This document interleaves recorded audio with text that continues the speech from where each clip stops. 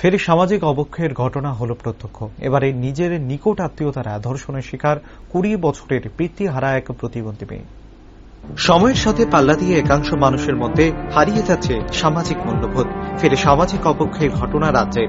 এবারে নিজের নিকট আত্মীয়তারা ধর্ষণের শিকার 20 বছরের পিতৃহারা এক প্রতিবন্ধী মেয়ে। অভিযুক্ত ধর্ষকের নাম দীপক দেবনাথ বলে জানা গেছে। ঘটনা ত্রিপুরার ঊনকোটি জেলার কুমারঘাট থানাধীন আনন্দপল্লী এলাকায়। বর্তমানে 3 মাসের অন্তঃসত্ত্বা ওই বিকলাঙ্গ মেয়েটি। ঘটনা জানিয়ে কুমারঘাট থানায় লিখিত অভিযোগ দায়ের করেছেন নির্যাতিতার মা। তবে থানায় অভিযোগ জানানোর 1 মাস অতিক্রান্ত হলেও পুলিশ অভিযুক্তের টিকিরের নাগাল এখনো পায়নি বলে অভিযোগ। নির্যাতিতার মা জানিয়েছেন, ওনার অনুপস্থিতিতে গত মাসে নিজের ঘরে বিকলাঙ্গ মেয়েটির উপর নিজের পাশবিক লালসার চরিতার্থ করে উক্ত অভিযুক্ত। মূলত মেয়ের শারীরিক অবস্থার অবনতি হওয়ায় চিকিৎসকের পরামর্শ মতো মেয়েকে পরীক্ষা করলে ধরা পড়ে মেয়েটি অন্তঃসত্ত্বা। এরপরই বেরিয়ে আসে আসল ঘটনা। ঘটনাটি ঘরোয়া হওয়ায় নিজেদের মধ্যে প্রথমে বিষয়টি মীমাংসা করার পথে হেঁটেছিল নির্যাতিতার পরিবার। কিন্তু তাতেও বিচার না পেয়ে অবশেষে থানার দ্বারস্থ নির্যাতিতা মেয়ের দিনমজুর মা। চোখের জল ফেলে মেয়ের উপর ঘটা এই জঘন্য ঘটনার সুষ্ঠু বিচার চাইছেন ধর্ষিতার মা।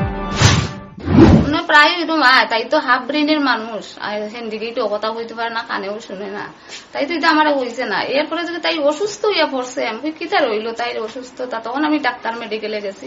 তখন এই যে জিনিসটা তাই ধরা পড়ছে। পড়ার পরে আমরা খবর দিয়ে আনছি, আমরা নিজের ননদের জামাই আমরা খবর দিয়েছি, আইছে। আবার পরে দেখি এর রাস্তা থেকে খাপিয়া খাপিয়া ঢুকে আইয়া বাড়ি, ঘরের মধ্যে ঢুকতে রাজি নাই। কে কিতা করছে, বুড়ে তার বউ লইয়া হে বাগি গেছে।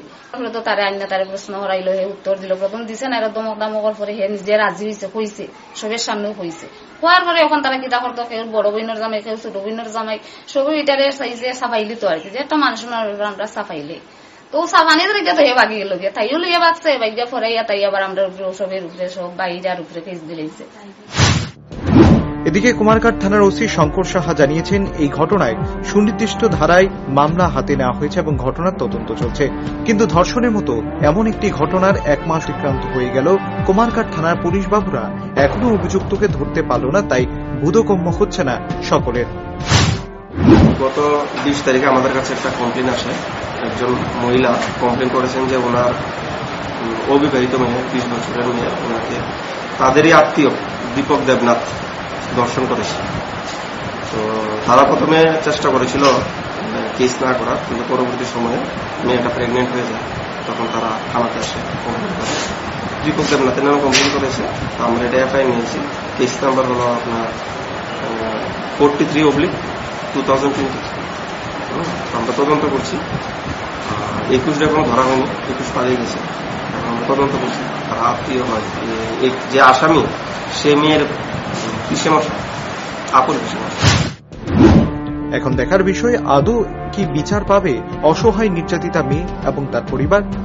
Bureau report, rising Tripura.